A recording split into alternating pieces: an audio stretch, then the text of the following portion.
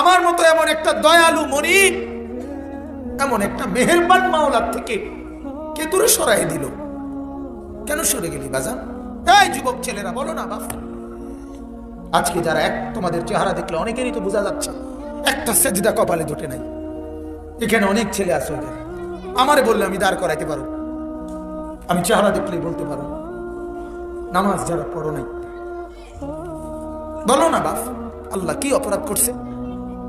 এই চোখ লাগায়া, নাক লাগায়া, কান লাগায়া আল্লাহ তাআলা তোমার কাছে কি অন্যায় করছে বলেন? আপনার বিবিকে বলেন, আপনার ছেলেটাকে বলেন না বাপ, যে মাওলা তোমার কাছে কি অপরাধ করছে যে এই অপরাধের কারণে কোনোদিন ফজরের নামাজই পড়ো না? আল্লাহর সাথে কেন রাগ করলেন বলেন?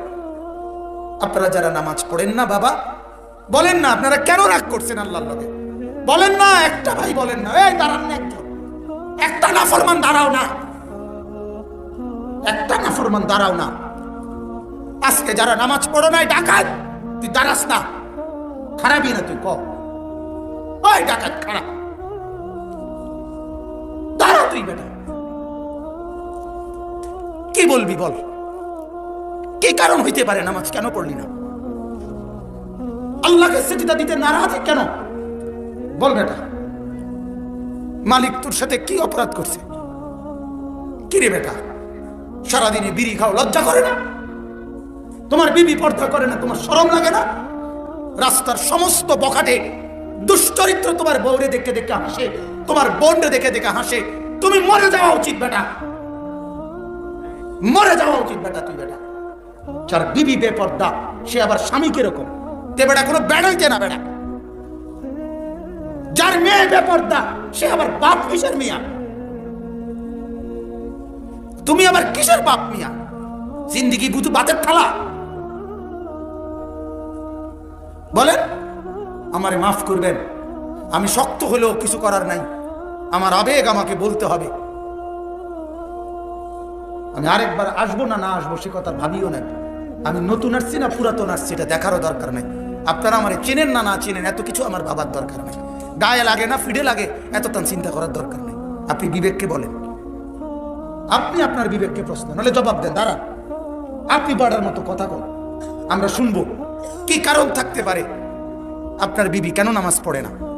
তার জন্য কেন খরচ করছেন?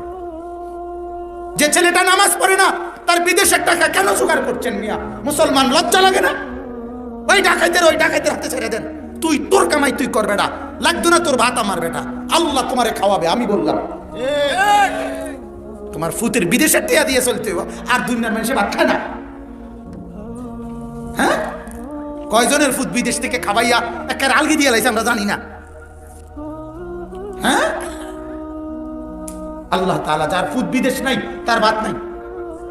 কথা বলেন না কেন? হ্যাঁ, যার ফুত একজন নাই তার জন্য ভাত নাই। যার সন্তান মরে গেছে ওই বাবা মরে গেছে, আল্লাহ চালায় না তো? তাইলে এজন্য আমি বলছি, আপনারা আমরা মূলত জিন্দেগি চিনি নাই, আমার জিম্মাদারিটাই বুঝি না, আমার দায়িত্বটাই বুঝি না। আমার দায়িত্ব আমার বিবি নামাজি হবে, এটা আমার জীবন প্রয়োজনে যত কিছু করতে হয়, যত মেল, যত মিটিং, যত দেন, যত দরবার, যত যুদ্ধ, যত সংগ্রাম, যা করতে হয় বেডির লগে আমার এটা করে যাইতে হবে। বিনিময়ে আমার বউ নামাজি হইতে হবে, এটা হলো আমার সিদ্ধান্ত। আমি মরি বাসি, বাদ পাই আর না পাই, আমার ফুতের বউ নামাজি হইতে হবে, আমার ছেলে নামাজি হতে হবে, আমার মেয়ে নামাজি হইতে হবে। আল্লাহর কসম বাপ, এটা হলো মুসলমানের সিদ্ধান্ত। যে পাহাড় নড়ে যাবে, আমি আমার জায়গায় থাকুন।